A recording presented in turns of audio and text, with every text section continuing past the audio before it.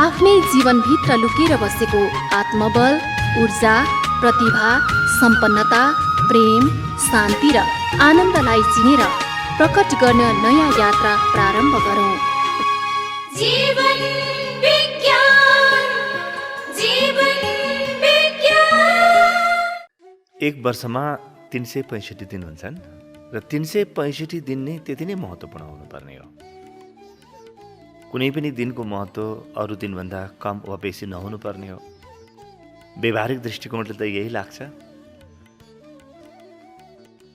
वैज्ञानिक दृष्टिकोणले पनि यही लाग्छ। आजसम्म विज्ञानले जे कुरा जानेको छ, जे कुरा बुझेको छ, मात्र भौतिक सतही कुराको आधारमा हरेक दिन उही हुनुपर्ने हो। तर यो शिवरात्रि यति विशेष किन छ? शिवरात्रि विशेष यस कारणले छ कि भगवान शिव विशेष हुनुहुन्छ। त भगवान शिवसँग कुनै पनि कुरा जब जोडियो त्यो आफैमा विशेष हुन पुग्यो।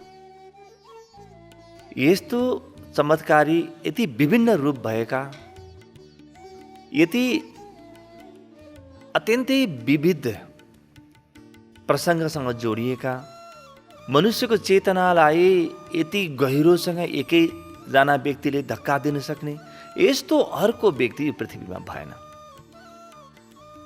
त्यसो त शिवरात्रिको बारेमा भनिन्छ कि यो रात्रि अत्यन्तै विशेष हुन्छ, अत्यन्तै ऊर्जा हुन्छ र आध्यात्मिक चेतना, हामीभित्रको जुन आत्मिक चेतना छ, आत्मासम्म पुग्ने चेतनाको लागि अत्यन्तै उपयुक्त रात्रि हो शिवरात्रि भनिन्छ।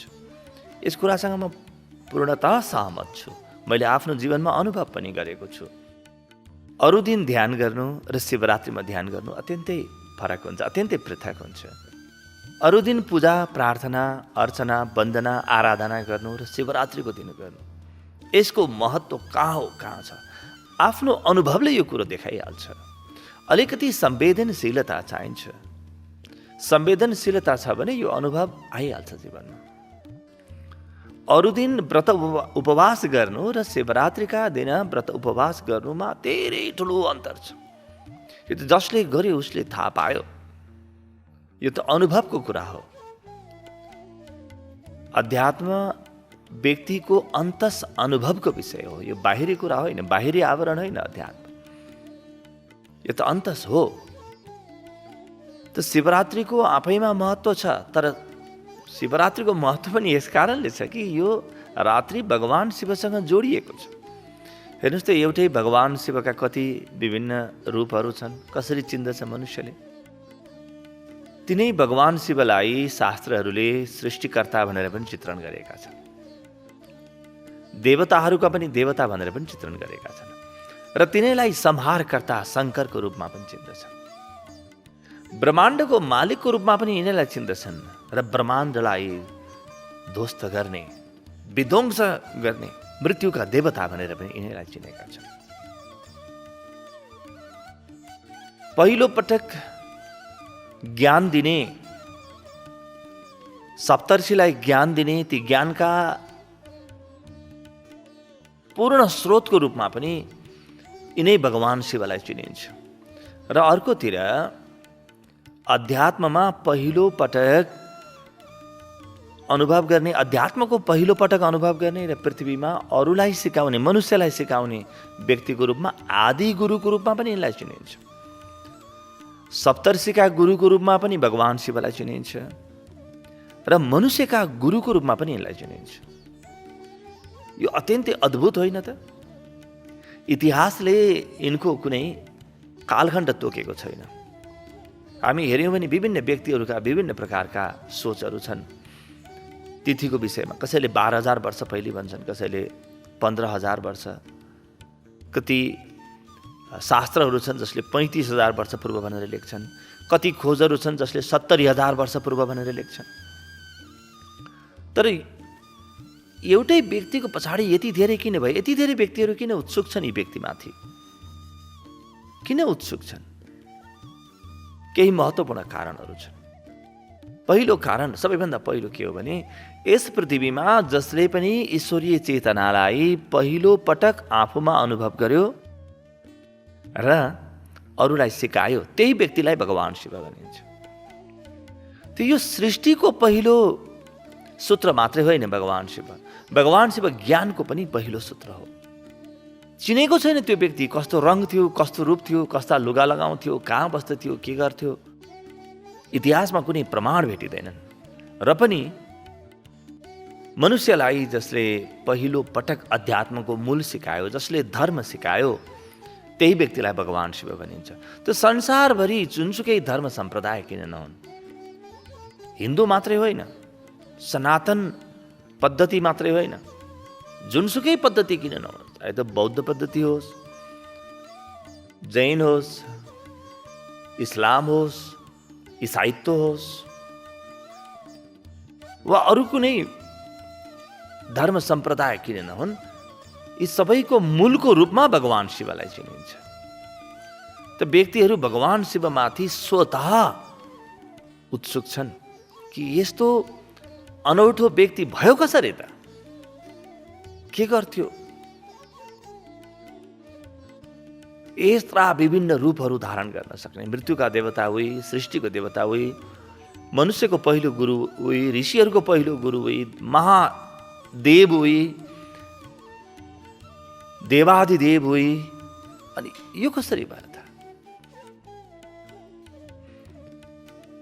अब यो व्यक्तिलाई भौतिक आँखाले त हामीले देखेनौँ, हाम्रो युगले देखेन, वा अहिलेको इतिहास लेख्ने युगले देखेन।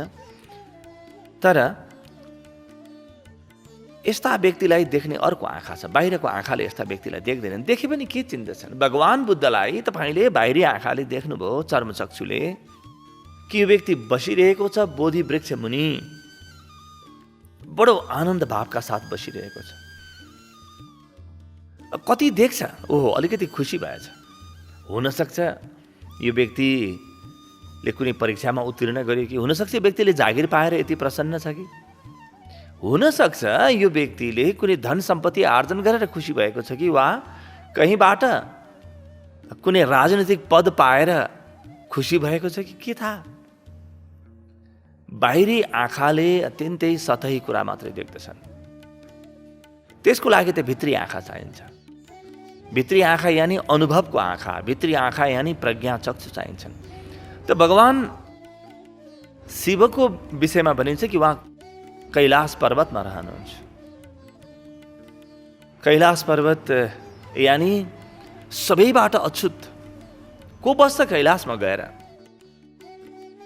कोही त अरू बस्दैन, मात्र एक भगवान शिव बस्नुहुन्छ त्यहाँ भनिन्छ। कारण के हो?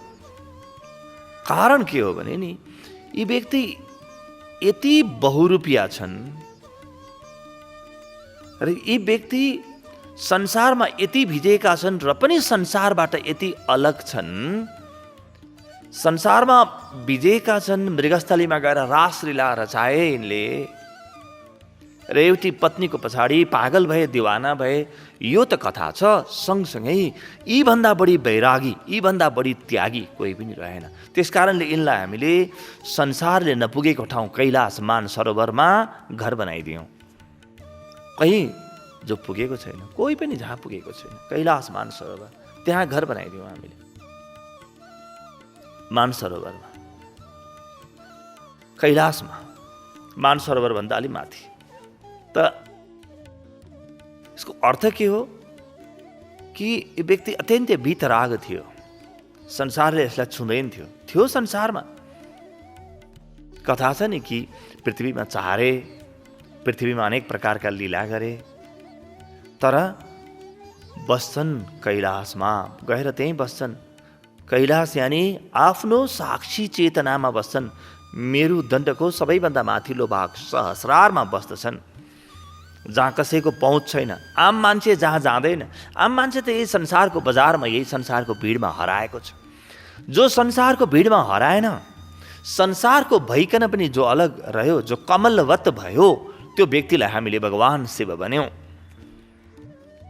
त्यहाँ गएर बसे भगवान शिव, र त्यहीबाट सबै सञ्चालन गर्छ। एउटा यो अत्यन्तै गहिरो बिम्ब। अर्को गहिरो बिम्ब भगवान शिवको मूर्तिमा हामी देख्न पाउँदछौँ। त्यो बिम्ब के हो? कि यिनको जीवनमा यति ताप थियो, यस्तो अग्नि थियो, तपस्याको अग्नि, विज्ञानको अग्नि, ज्ञानको अग्नि यस्तो प्रज्वलित थियो कि यिनको शिरमा चन्द्रमा र गङ्गालाई लगेर राख्नु पर्यो, शीतल बनाउनु पर्यो। जीवन जब आफ्नो मूल लक्ष्यतिर अगाडि बढ्छ, जब जीवनमा ईश्वरीय चेतनाको खोज प्रारम्भ हुन्छ, व्यक्तिभित्रबाट तात्न थाल्छ र हाम्रा चक्रहरूले, हाम्रो कुण्डलिनी ऊर्जाले शीतलताको र परम प्रवाहको काम गर्छ। सारा जलहरूलाई भगवान शिवसँग जोडेर हामीले अत्यन्तै पवित्र बनाइदियो। कहीँ पनि गएर नुहाउँदाखेरि हर हर गङ्गे भन्यौँ हामीले। यो जोड मात्र भगवान शिवले दिन सक्नुहुन्थ्यो। मात्र भगवान शिवमा यो तागत छ यो जोड्ने। उहाँका लामा लामा जटामा चन्द्रमा लगेर राखिदियौँ र तिनै जटामा हामीले गङ्गा मातालाई पनि लगेर प्रतिस्थापन गरिदियौँ। त्यहाँ लगेर हामीले प्रतिष्ठान बनायौँ, त्यहाँ लगेर राखिदियौँ। यो अद्भुत कला थियो ऋषिहरूको। अर्को हामी के देख्छौँ कि उहाँले निधारमा खरानी दस्नु भएको छ। खरानी यानि कि जे छ त्यसलाई जलाएर भस्म गरेपछि बल्ल त्यहाँबाट खरानी जन्मिन्छ। मसँग कुनै सामग्री छ, मसँग यो सामग्री छ, यो खरानी होइन, यसलाई मैले जलाउनुपर्छ अनि बल्ल खरानी बन्छ। मसँग जे छ त्यो सब कुरालाई जलाउनु पर्छ। यानि शून्यता, खरानी भनेको शून्यता हो। जब सबै कुरालाई मैले जलाएँ, म भित्र केही पनि शेष राखिनँ, कुनै पनि वस्तुसँग मेरो आफ्नो जोडलाई बाँकी नै राखिनँ, त्यतिखेर खरानी बन्छ। भस्म धारण गर्नुभयो। त भस्म धारण कतिखेर हुन्छ? जब सबै कुरा यहाँ भस्मीभूत हुन्छ, त्यतिखेर भस्म धारण हुन्छ। खरानी दलेको। अनि चित्रमा हामीले के बनायौँ? नागका माला छ।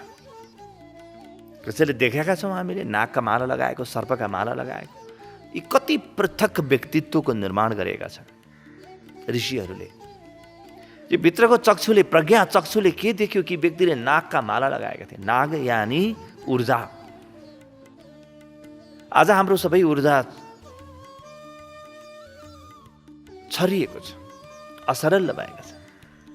हामीसँग जुन जीवन चेतना छ, हामीसँग जुन शक्ति छ, चाहे त्यो धन होला, चाहे पद होला, मान होला, मर्यादा होला, प्रेम होला, स्वास्थ्य होला, यी सारा शक्तिहरू छरिएका छ। हाम्रो मन छरिएको छ, लथालिङ्ग छ। कहाँ खोज्ने यो मनलाई? कहीँ यता अड्किएको छ, कहीँ उता अड्किएको छ मन। यिनले सारा ऊर्जाहरूलाई घाँटीमा बेरिदिए, सबै कुरालाई व्यवस्थित गरे, आफूमा धारण गरे, ऊर्जालाई धारण गरे। ऊर्जा कहीँ पनि खेर जान दिएनन् यिनले। कतिवटा पालबाट हाम्रो ऊर्जा खेर गएको छ हेर्नुहोस् त। हामी त यस्तो भएका छौँ जस्तो कि कुनै पिँध नभएको घैला होस्, जति हाले पनि बगेर गइहाल्छ, केही पनि बाँकी रहँदैन। जीवन दिनहीन भएको छ। भगवान शिवले आफूलाई व्यवस्थित गरे, भगवान शिवले आफ्नो ऊर्जालाई व्यवस्थित गरे। सर्पका माला लगाए। अर्को अद्भुत कुरा छ कि भगवान शिवले हातमा डमरू धारण गरे। एउटा हातमा डमरू छ। डिमी डिमी डिमी डिमी बजाइरहेका छन् डमरू। त्यो डमरू के हो? यो डमरू हो ओमकार, प्रणव, बीज ब्रह्म। त्यसको आवाज, त्यसको ध्वनि, त्यही डमरूको ध्वनिले संसार बन्छ। त्यही डमरूको ध्वनिले संसार प्रलयमा उपलब्ध हुन्छ।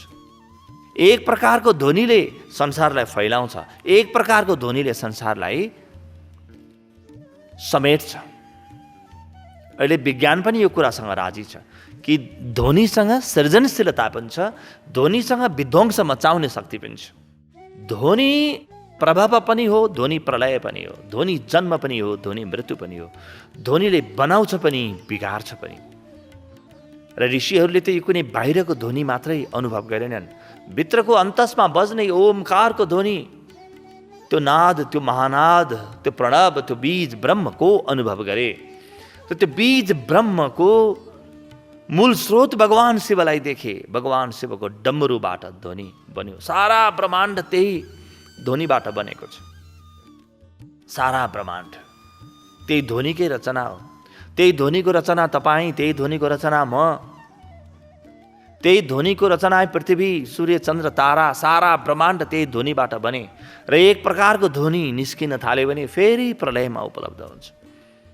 अहिले जुन ध्वनि छ ब्रह्माण्डमा, यो ध्वनिको कारणले सृष्टि फैलिएको फैलियै छ। यो ध्वनि अलिकति फेरियोस् त,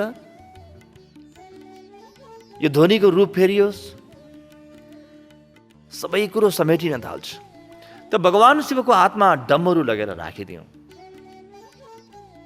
शून्यता पनि हामीले उनमै स्थापित गर्यौँ, शीतलता पनि त्यहीँ लगेर राख्यौँ, ऊर्जा पनि त्यहीँ लगेर राख्यौँ हामीले, र सृजनाको शक्ति पनि हामीले लगेर त्यहीँ राख्यौँ। अर्को हातमा त्रिशूल छ। त्रिशूल सरसर्ती हेर्दाखेरि विनाशको शक्ति हो, तर त्यति मात्रै होइन, त्रिशूलको मर्म अत्यन्तै गहिरो छ। त्रिशूल के को प्रतीक हो? त्रिशूलमा माथिपट्टि 3वटा टुप्पाहरू छन्। 3वटा टुप्पाहरू छन्। यी 3वटा टुप्पाहरू यी विभिन्न अर्थ राख्दछन् यिनले। एउटा त सतोगुण, रजोगुण र तमोगुणका प्रतीक हुन्। यी 3वटा गुणलाई तलपट्टि त्रिशूलको अर्को भागमा समातेको छ, समात्ने ठाउँ छ त्रिशूलमा। यी 3वटा गुणलाई समातेको छ, यानि 3वटा गुणभन्दा माथि जो छ, यी 3वटा गुणलाई जसले सञ्चालन गर्न सक्छ। हामी त यी गुणबाट सञ्चालित छौँ। कि सतोगुण, कि तमोगुण, कि रजोगुण हाबी भएको छ हाम्रो जीवनमा। साधारणतया त तमोगुण र रजोगुण हाबी भएको छ।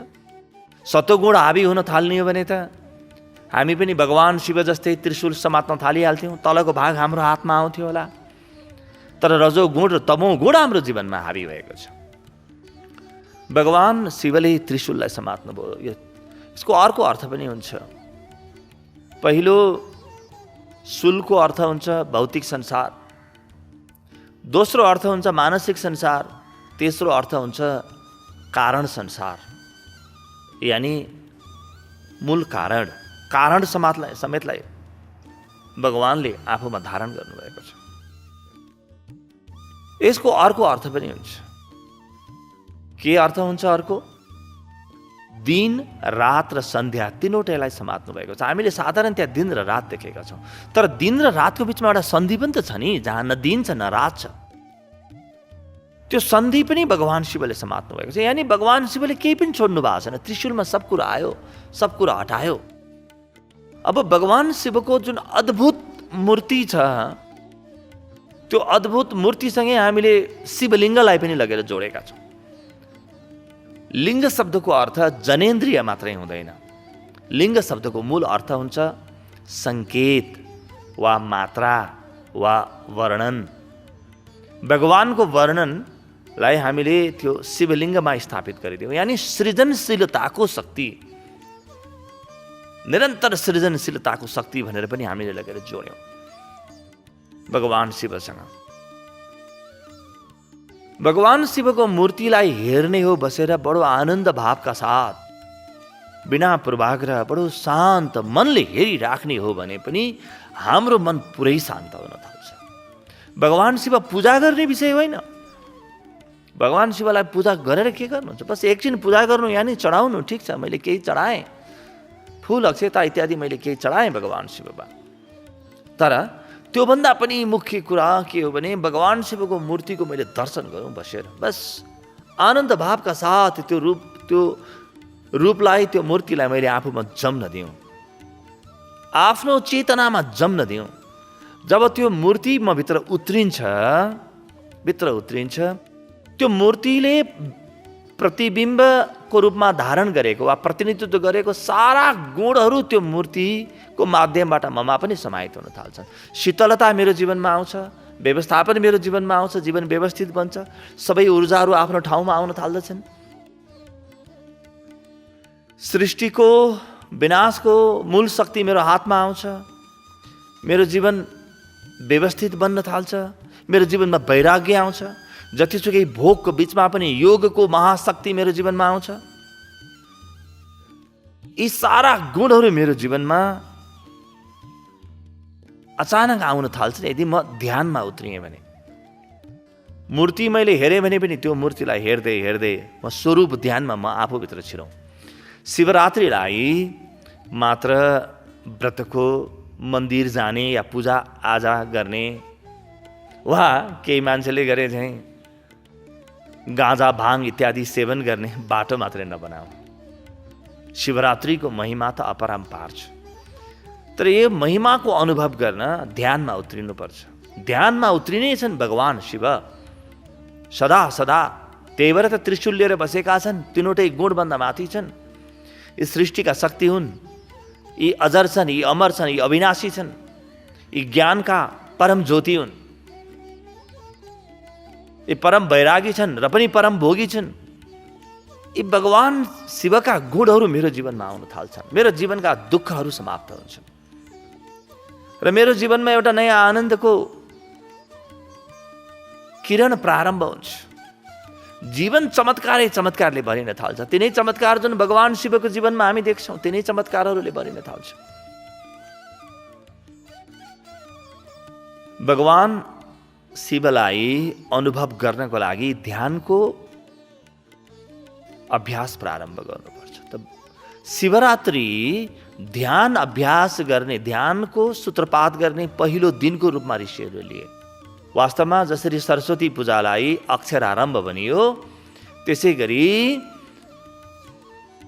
शिवरात्रिलाई अध्यात्मरम्भ भनियो। अध्यात्म प्रारम्भ गर्ने दिन व्यक्तिको जीवनमा त्यो दिनलाई, त्यो शिवरात्रिको रातलाई र त्यो पुरै 24 घण्टालाई व्यक्तिको जीवनमा अध्यात्म, धर्म, साधना, भक्ति, प्रेम, आनन्द, यस्ता तपस्या, यस्ता परम गुणहरूको पहिलो पाठको रूपमा लियो, पहिलो कदमको रूपमा लियो। र हामीले पनि भगवान शिवको यो अत्यन्तै अद्भुत विग्रहलाई, यो चमत्कारी शक्तिलाई आफूमा धारण गरौँ, आफूमा अनुभव गरौँ। भगवान शिवले हामीलाई सिकाउने सबैभन्दा ठुलो पाठ यही हो। अध्यात्म र व्यवस्थापन मानव मनोविज्ञान सनातन र नवीनतमको सङ्गम जीवन विज्ञान। सनातन र नवीनतमको सङ्गम जीवन विज्ञान।